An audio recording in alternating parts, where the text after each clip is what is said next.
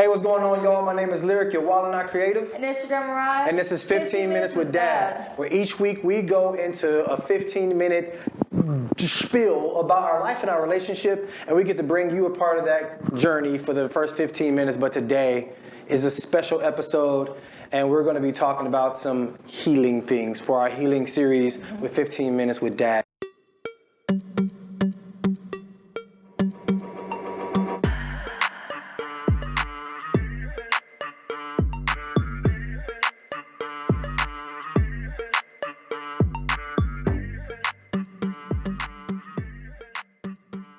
And today we have with us Baedri. Hello. How you doing? I'm great. How are you guys? Thank you for joining us today. Thank you for having me. This Absolutely. is big. 15 Minutes with Dad literally precedes, your reputation precedes itself.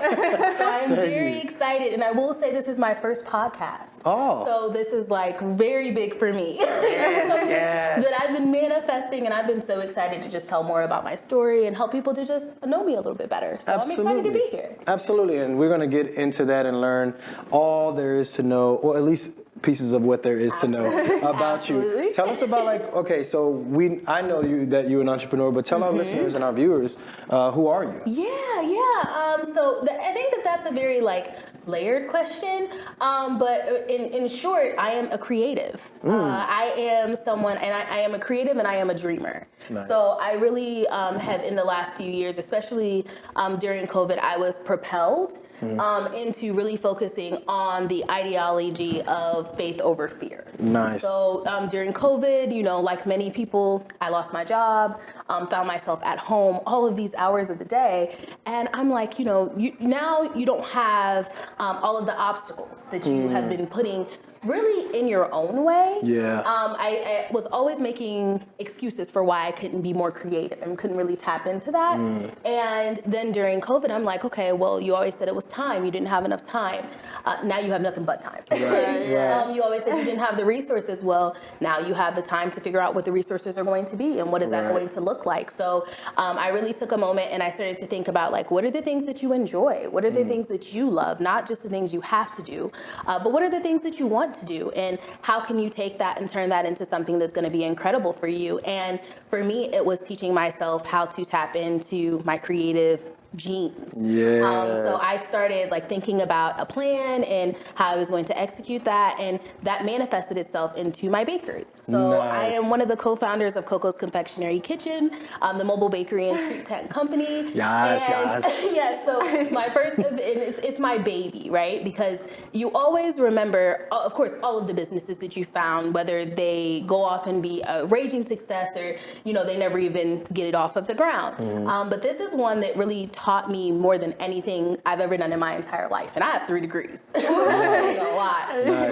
But it taught me the ability to believe in myself and to move my dreams forward, and that I could do something, and I didn't have to have these overwhelming amount of resources, that I could just do it. And if it didn't work out, then it didn't work out, and we find something else. Basically, you're like a spokesperson for Nike. Basically, just do it. Just do it. Right. Because you have to try. And that's what I tell people. I'm like, I spent so many years, not at least trying.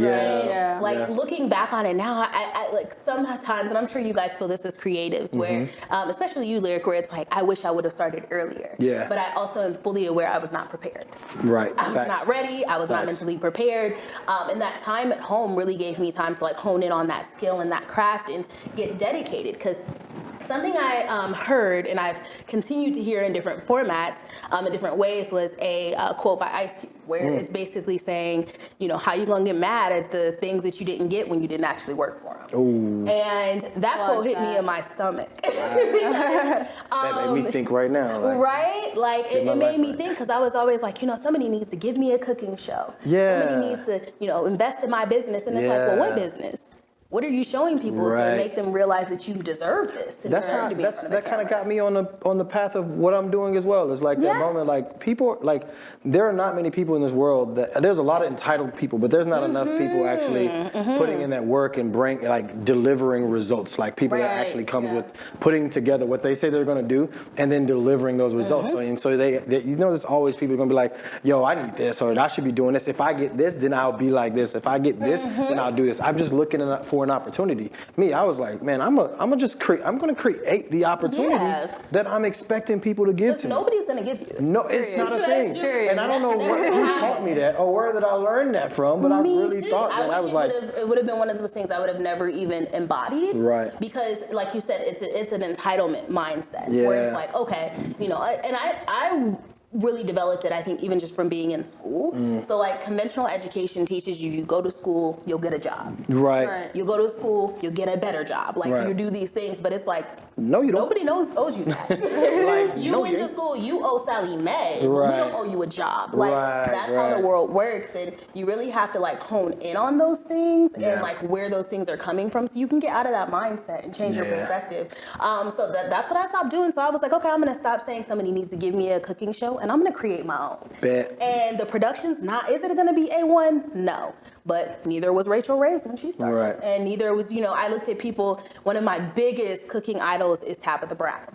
And just her trajectory and the way that she has made things happen for herself is just a beautiful thing. But I look at it and I'm like, what's different from, and it's not even a comparative mindset, but it helps you to get your mind right. It's a benchmark of how you're going to grow. Helping you to understand like, okay, well, how am I not at that place? Well, I'm not working on my marketing. Right. I'm not working on my branding. Right. I'm not even online at this time. So how are people supposed to know about me? I'm like, I'm a star. Like people should see me, and it's like, how they gonna see you, girl? You don't even post, you know, a video a week. That's across the board for all entrepreneurs. Absolutely. And like, I mean, when I say all entrepreneurs, up and coming entrepreneurs, people who are starting out and think like, you know, these opportunities are, you know, they're not rare. It's just there are not enough opportunity creators out there. Absolutely. There's a lot of people that need an opportunity, feel they deserve an opportunity, but not enough people create an opportunity. And that's kind of what changed my mindset from being a person that's like, you know, hey, I want to be on someone's podcast and like I want to create my own podcast. Exactly. Like I can do it. I have this stuff. I have this knowledge. I'm going to make this thing happen. And here we are. Here we are. Making it happen. Like, and not only just like, do we have to create these opportunities for ourselves, but I'm a very big person of, service is at the forefront of everything I do. Right. So I'm always trying to figure out ways to create opportunities for other people. Yeah. And I'm like, how are you going to do anything for your community? How are you going to do anything for these young people that have dreams to be in media and want to develop, you know, a long-standing success in digital media and content creation? How are you going to do that if you're not showing them the blueprint? Facts. Like you didn't have anybody to show you the blueprint, and now you're behind, right? So now you want to make it better for these other people, but to really break down those doors, you got to be in that space. Yeah. And so I just changed my mindset, and even just from like, and Lyric and I have talked about this extensively about like how the people around you and the influences that you have can really it can change the trajectory of everything you're doing, right? Yeah, and it can either fulfill your spirit and make you juiced up and ready to go, or it can fully kill your spirit. It can drain. It can fully drain all of your energy. And I spent a lot of time, like, I feel like I was in a mode of, as a child, I was really nurtured into the idea of you need to basically ask for permission for the person you want to be. And so it was like, you know, I felt myself always going to people like, hey, I have this idea. Like, hey, I'm thinking about this. What do you think? And I had trouble regulating myself for myself by myself, instead of keeping in mind like, okay, no, you can make a decision and you don't have to go to anybody else. Like I had to give myself permission to have that free reign and really say like, okay, well, you don't have to ask anybody, just go do it.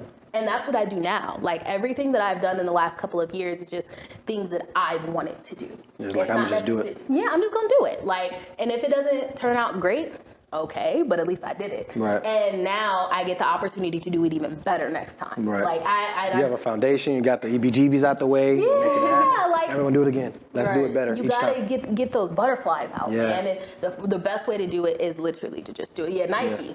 Yeah, Nike. I'm just saying, she looking for you, Nike. I need a branding, a branding deal, because that's literally how I live. Like I'm just gonna do it. And people even talk about like the fact that like even my TikTok following, they're like, how have you grown that? And I'm like, I just did it. Yeah, just doing. That reminds me of conversation to your point about, you know, how you were raised. Like that reminds me of you know, one of our episodes we talked about how parents impact their child's trajectory in life by making them feel like the world is so big and they are so small. And something that I used to make Mariah do is that every time we go out to a park or something, she used to be very shy, and I would make her go and I made her do three things. I made her go and ask the person their name, ask them to play, and what else? I think it was like, was it 2 or 3? I think it was like. I think it was just those two. I think it was 2. It was their name and if they wanted to play. And she had to come back and tell me their name. Yeah. And I had to see her play. To make sure that it happened. Yeah, and then she started bringing people to me because when I go to the park, I was in my mental health phase at that point. Yeah. Or struggle at that point, and she would bring people to come and be an audience of me playing the guitar, and she would sing with me, and then she really got cool points. From That's her, her that connection. was she tricked That's leverage. me. That's leverage. She tricked me. So You're welcome. So that's Exactly. That's how it became, and that really like. I'm like, she still sometimes have those moments because she's older and she has like more of a like, hey, I want to make sure that, you know, I don't want people to feel like I'm taking up their space. But now I'm like, yo, like, go there, go and talk to them, go ask them. You want something to happen? They are probably asking themselves the exact same thing and waiting for you to say the same thing. Right. Yeah, take up space. You know you deserve space. Take it. Like, believe it. Absolutely. Yeah. And so that's how we do it. I want to get into your growth, your childhood, and how, absolutely. or your span of life. And with us being in 15 Minutes with Dad, we want to know about your relationship with your father. And I know we talked about briefly and how you found ways to heal about that, and I want the audience to know that as well, and get to know you in that format. And then also get to understand your way, like different methods you took to go and heal with, you know, with your father, and whether, you know, whatever stage that is. Absolutely. How did you get there and kind of things like that. So we're gonna ask you like a series of questions. You down for that? I am down for it. Yeah, this let's is what do I this. came for. Yeah. Yes.